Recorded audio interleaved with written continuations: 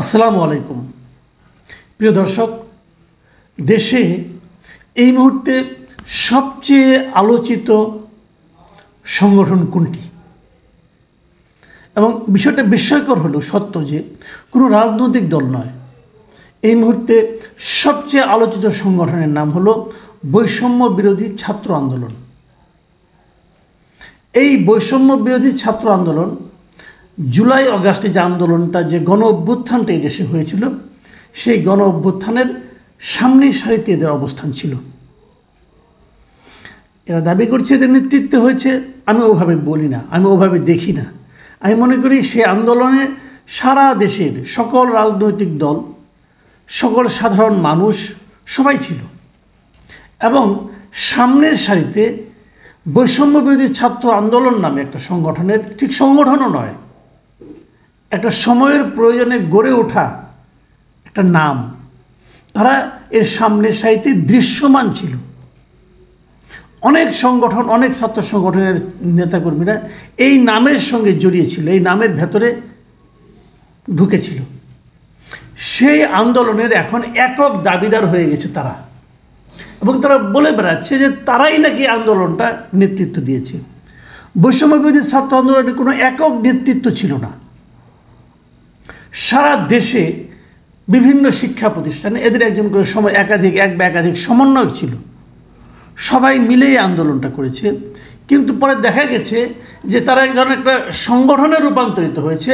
তখন ঢাকা ভিত্তিক কিছু লোকই এই সংগঠনের মূল নেতৃত্বে ছিল, এবং আমরা বিভিন্ন টেলিভিশনের টক শো, বিভিন্ন সংগঠন, বিভিন্ন অনুষ্ঠান, বিভিন্ন আলোচনা সভায় আমরা গুটি কয়েক এই 10-12 জন লোককে দেখি যারা নাকি বৈষম্য বিরোধী ছাত্র আন্দোলনের নেতৃত্বে আছেন। কোনো সমস্যা নেই, এতে কিন্তু কোনো সমস্যা আছে বলে আমি বলছি না, এটা ভালো। আমাদের ইয়াং জেনারেশন, আমাদের ছাত্ররা এখন জাতীয় নেতৃত্বে দেওয়ার জন্য সামনের দিকে এগিয়ে আসছেন, এটা অবশ্যই একটি ইতিবাচক দিক। এবং এই ছাত্রদের 3 জন এই সরকারের উপদেষ্টা মণ্ডলীতেও আছেন। এগুলো সবই ইতিবাচক দিক, সবগুলি আমি প্রশংসা করি এবং গর্ববোধ করি আমরা যে আমাদের ইয়াং জেনারেশন কত ভালো করছে। কিন্তু তারপর যে প্রশ্নটা গুরুত্বপূর্ণ হয়ে দাঁড়িয়েছে সেটা হলো,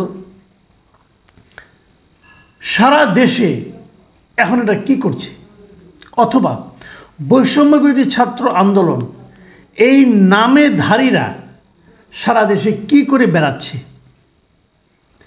অথবা যদি আমি আরও অন্যভাবে বলি, বৈষম্য বিরোধী ছাত্র আন্দোলন এই নাম ধরে কিছু লোক কি নানা ধরনের অপকর্মে জড়িয়ে পড়েনি? বিভিন্ন এলাকা থেকে আমরা নানা ধরনের খবর পাচ্ছি। আমি অত দূর যাব না, আমি ব্যক্তিগতভাবে অনেক কিছু জানি, অনেকে আমার কাছে অনেক কিছু বলেছে, জানিয়েছেন, সে আলোচনায় আমি যাচ্ছি না। কারণ লোকে বলবে ভাই সব কথা গেলে তোমাকেই বলে গেছে, ওই ঝামেলায় আমি যাবই না। আজকে আমি বরং আজকের এবং কালকের 2-3 দিনের পত্রপত্রিকা থেকে আমি র্যান্ডমলি কয়েকটা খবর আপনাদেরকে একটু শোনাতে চাই। প্রথম যে খবরটা পড়ছি এটা আজকের খবর, সেটা হলো পিরোজপুরে বৈষম্য বিরোধী ছাত্র আন্দোলনের লিফলেট বিতরণকালে 2 পক্ষে হট্টগোল। মানে তারা লিফলেট বিতরণ করতে গিয়েছিল, তাদের যে লিফলেট নিয়ে তারা কদিন ধরে বলছিল যে আপনার জুলাই অভ্যুত্থানের যে ঘোষণাপত্র, সেটা 2 দিক থেকে বিতরণ করে এক জায়গায় এসে তারপরে এখানে হইচই লাগিয়ে দিয়েছে। এবং তারপর এক পক্ষ বলছে ওই পক্ষ ছাত্রলীগের লোকজন আমাদের মধ্যে অনুপ্রবেশ করেছে, আরেক পক্ষ বলছে না ওরাই ছাত্রলীগের লোক, তারাই আমাদের মধ্যে অনুপ্রবেশ করেছে। ধাক্কাধাক্কি, পুলিশ যে পরিস্থিতিকে নিয়ন্ত্রণ এনেছে। একটা ডিটেলে বলতে গেলে আপনারা শুনতে মোটামুটি নাটকীয় কিছু ঘটনা আছে, হয়তো কৌতুক অনুভব করতে পারতেন, কিন্তু সেই ঝামেলায় আমি আর যাচ্ছি না। আমি খালি কয়েকটা ঘটনা আপনাদের পড়ে শোনাচ্ছি। 11 জানুয়ারির একটা খবর, মানে গতকালকের একটা খবর, বৈষম্য বিরোধী ছাত্র আন্দোলনের 2 নেতাকে অবরুদ্ধ করে হামলা। মানে চট্টগ্রামে এই বৈষম্য বিরোধীর মুখ্য সংগঠক আব্দুল হান্নান মাসুদ এবং কেন্দ্রীয় সমন্বয়ক রাসেল আহমেদকে ওখানে অবরুদ্ধ করে নাকি তাদের উপর হামলা চালানো হয়েছিল। এটা চট্টগ্রামে শনিবার দিন সন্ধ্যায় ওয়াসা মোড়ে একটা অফিসে নাকি ঘটনা ঘটেছিল, এবং তারা অভিযোগ করেছে তাদের উপর হামলাটা চালিয়েছে ছাত্রলীগ নিয়ন্ত্রিত কোনো একটা গ্রুপ। এটা তাদের অভিযোগ, আর তারা যেহেতু অভিযোগ করেছে নিশ্চয়ই সেটাই গৃহীত হবে, কারণ তারা কোনো অভিযোগ করে সেটা গৃহীত না হলে তো আবার সমস্যা। যা হোক, এটা চালিয়েছে একটা ঘটনা। আর একটা ঘটনা আবার বলি, এটা একটা বড় ঘটনা, এটা কালকের ঘটনা, অনেক বড় ঘটনা। কীরকম যে মিরপুরে বৈষম্যবিরোধী ছাত্র আন্দোলনে একটা কমিটি গঠন করা হয়েছিল। এই কমিটিতে এটা নিয়ে অভিযোগ করা হয়েছে। কেউ কেউ বলছে এই কমিটিতে প্রকৃতপক্ষে এমন লোককেই জায়গা দেওয়া হয়েছে যে লোকগুলো এই আন্দোলনের সঙ্গে ছিলই না, এবং টাকার বিনিময়ে নাকি তাদেরকে জায়গা দেওয়া হয়েছে। যারা প্রকৃত ত্যাগ স্বীকারকারী, যারা আন্দোলন করেছেন, তাদের নাকি এখানে জায়গা হয়নি। এটা নিয়ে বাকবিতণ্ডা। সেই বাকবিতণ্ডা মিরপুর থেকে আসতে আসতে এই বাংলা মোড়ের রূপায়ণ টাওয়ারে বৈষম্য বিরোধী ছাত্র আন্দোলনের যে বিশাল অফিস আছে, রূপায়ণ টাওয়ারের অফিস কিন্তু অনেক বড় অফিস। রূপায়ণ টাওয়ার অনেক ভ্যালুয়েবল একটা জায়গা। হ্যাঁ, সেখানে এত বড় অফিস তারা কীভাবে মেনটেন করে আমি জানি না। এটা কত টাকা ভাড়া দেয় আমি তাও জানি না। কখনো দেখা হলে হয়তো জিজ্ঞাসা করতে পারবো। সেই অফিসে এসে তারা মারামারি করছে, এবং মারামারি করতে যে 3 জন আহত হয়েছে। এটা একদম কেন্দ্রীয় কমিটির ঘটনা। এটা ঢাকা বসে এই ঘটনা ঘটেছে। আচ্ছা, মানিকগঞ্জে সেখানেও বৈষম্য বিরোধী ছাত্র আন্দোলনের 2 পক্ষের প্রতিনিধিরা মিলে মারামারি করেছে। এতে 2 জন, মেহরাব খান এবং মিরাজ হোসেন নামে 2 জন ছাত্র প্রতিনিধি আহত হয়েছেন। এগুলি কেন? লিফলেট বিতরণ করতে যে, একটা কথা ভাবুন, এরা নিজেরা একই সংগঠনের লোক, নিজেরা লিফলেটটা পর্যন্ত ঠিকঠাক মতো বিতরণ করতে পারে না। লিফলেট বিতরণ করে নিজেরা মারামারি করে। কেন করে সে আলোচনা আমি একটু পরে আসছি। এই মারামারি কী অর্থ থাকতে পারে? এর মধ্যে আরেকটা ঘটনা দেখলাম সাতক্ষীরায়। ওখানে একটা কমিটি ঘোষণা করা হয়েছে এই বৈষম্যবিরোধী ছাত্র আন্দোলনের। কমিটি ঘোষণা 2 দিনের মধ্যে সেখান থেকে 8 জন সদস্য পদত্যাগ করছে, এবং তারা বলছে এই কমিটিতে এমন লোককে ঢুকানো হয়েছে যারা নাকি আসলে এই কমিটিতে থাকার যোগ্যই না, তারা নাকি আন্দোলনের সঙ্গে তাদের কোনো সম্পর্কই ছিল না। এই যে একটা জিনিস ভাবুন, আমি যেগুলো এইটা কিন্তু আমি মাত্র 2 দিনের ঘটনা নিলাম। এখন প্রশ্ন হচ্ছে যে এই কমিটিতে ঢোকার জন্য কেন তো হুড়াহুড়ি, অথবা এই কমিটিতে ঢুকতে না পেরে কেন তো ক্ষোভ, অথবা এই কমিটিতে কেন ঢুকলো এটা নিয়ে কেন পরস্পরকে আক্রমণ, পরস্পরের বিরুদ্ধে অভিযোগ উত্থাপন, অথবা ছাত্রলীগ ঢুকে গেছে বলে একজন অপরজনকে অভিযোগ করছে কেন? এখানে ঢুকতে পারলে কি মধু? এটা মধুটা কি ভাই? আমার প্রশ্নটা এখানে, মধুটা কি? আমি একটা ঘটনা বলি আপনাদেরকে। বিভিন্ন সময় টকশো করি, করার কারণে অনেক সময় ছাত্রলীগের নেতারা, যখন আওয়ামী লীগ আমলের কথা বলছি, ছাত্রলীগ অনেক নেতা মনে করেন হয়তো আমার সঙ্গে টকশোতে বসেছেন একসঙ্গে, তারা তাদের কথা বলেছেন, আমি আমার কথা বলেছি। অনেকে ভেবেছেন যে এর সঙ্গে যেহেতু আমি কথা বলছি তাহলে হয়তো এর সঙ্গে আমার একটা টকিং টার্ম আছে। এর উপর ভিত্তি করে ছাত্রলীগের অনেক নেতারা আমার কাছে, কিন্তু মানে নেতা ঠিক নয়, যখন বিভিন্ন বিশ্ববিদ্যালয়ে তারা ছাত্রলীগের কমিটিতে ঢুকতে চায়, এরকম 2-1 জন আমার কাছে এসেছিল। তখন ভাই আপনার সঙ্গে দেখলাম যে ইনানের একটা টকশোতে আপনার কথা বললেন, ইনান তো আপনাকে বেশ সম্মান করে কথা বললো, তাহলে নিশ্চয়ই আপনার সঙ্গে একটা সম্পর্ক আছে, অথবা সাদ্দামের সঙ্গে আপনার একটা সম্পর্ক আছে। আমি বলি ভাই এদের সঙ্গে আমার কোনো সম্পর্ক নাই, ওখানে কথা বলেছি, এর বাইরে কখনো আমার দেখা হয় না। তবুও তো আপনি একটু ফোন করলে আপনি তো হয়তো আমাকে কমিটিতে ঢুকাই দেবে। আমি একটা বিশ্ববিদ্যালয়ের কাহিনী বলতেছি। বিশ্ববিদ্যালয়ের ছাত্রলীগের উনি সভাপতি হতে চান। তাই আমি বলছি যে এটা আপনাদের সঙ্গে তো তার পরিচয় আছে, আপনারা যান, এলাকায় কাজ করে ঢুকবেন, এখানে আমার কি ভূমিকা ভাই? আমি তো ছাত্রলীগের সঙ্গে আমার কোনো সম্পর্ক নাই, বরঞ্চ ওরা আমাকে অপছন্দ করে, কারণ আমি ওদের বিরুদ্ধে বলি। তবু আপনি বললে যদি হয়, আমি কি এটাকে আপনারা অন্যদেরকে বলার নাই? কি বলিয়েছি, কিন্তু টাকা পয়সার খেলা। আমি কেমন টাকা লাগে? 50-60 লাখ টাকা তো লাগেই। ভাবুন, একটা বিশ্ববিদ্যালয় কমিটির সভাপতি সেক্রেটারি হওয়ার জন্য 50-60 লাখ টাকা খরচ করতে হয়। কাকে দিতে হয়? ছাত্রলীগের কোনো না কোনো নেতাকে দিতে হয়, অথবা আওয়ামী লীগের কোনো না কোনো নেতাকে দিতে হয়। একটা জেলা কমিটির সেক্রেটারি হওয়ার জন্য আমার সঙ্গে একজন লোকে দেখা হয়েছিল, উনি বলেছিলেন যে জেলা কমিটির ছাত্রলীগের সভাপতি হওয়ার জন্য উনি নাকি 1 কোটি টাকা দিয়েছেন। তার মানে তখন এত তারা টাকা পয়সা দিয়ে সভাপতি সেক্রেটারি হতে চাইতো।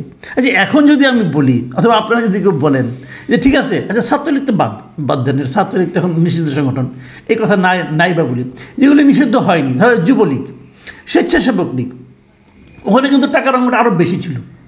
ধরেন আপনি যদি বলেন যে যুবলীগের সভাপতির সঙ্গে আমার খাতির আছে, তোমাকে যুবলীগের ঢাকা মহানগরের সাধারণ সম্পাদক বানাই দেওয়া যাবে, তুমি আমাকে লাখখানেক টাকা দাও, সে দিবে না। বলছে বলবে ভাই এই কাজই করেন না। আচ্ছা কেন? যে যুবলীগের, যে ছাত্রলীগের আগে একটা পদ পাওয়ার জন্য এত হুড়াহুড়ি, এত আকাঙ্ক্ষা, এত বিনিয়োগ ছিল, সেটা এখন নাই কেন? এই কারণে নাই, মধুটা আর নাই ওখানে। ওই মধুর যে রানী মৌমাছি আছে সে নাই, ওই চাকে আর মধু হয় না। এরা সবাই মধুর লোভে গিয়েছিল। যুবলীগের আদর্শকে আগে যা ছিল এখন তাই নেই, এখন তাই আছে, গঠনতন্ত্র সেইটাই আছে। তো এখন কেউ যুবলীগের নেতা হতে চায় না কেন? অথবা যদি আমি উল্টিয়ে বলি, এখন সবাই বৈষম্যবিরোধী ছাত্র আন্দোলনে ঢুকতে চায় কেন?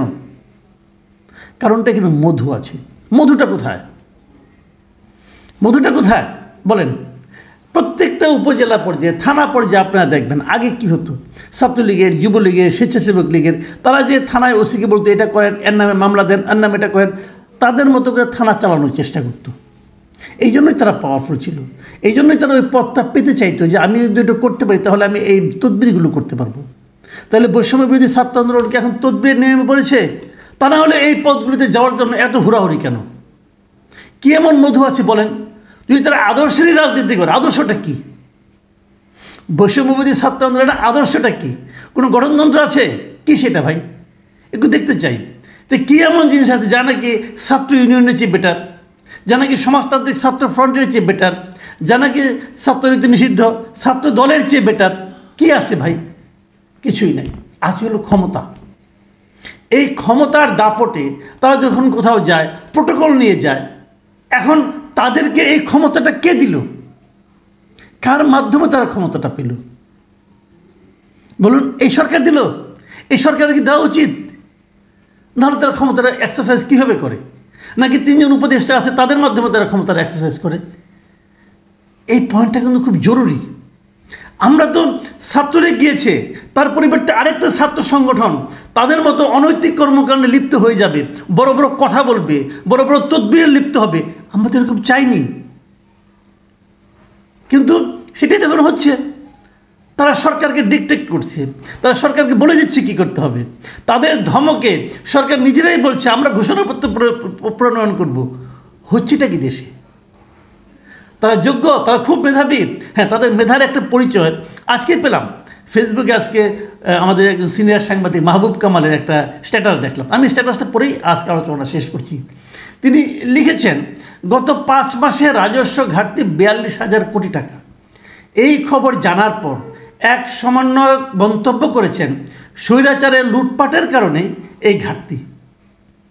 রাজস্ব কি এটা যারা জানেন তারা ক্ষেপে যাবেন না প্লিজ।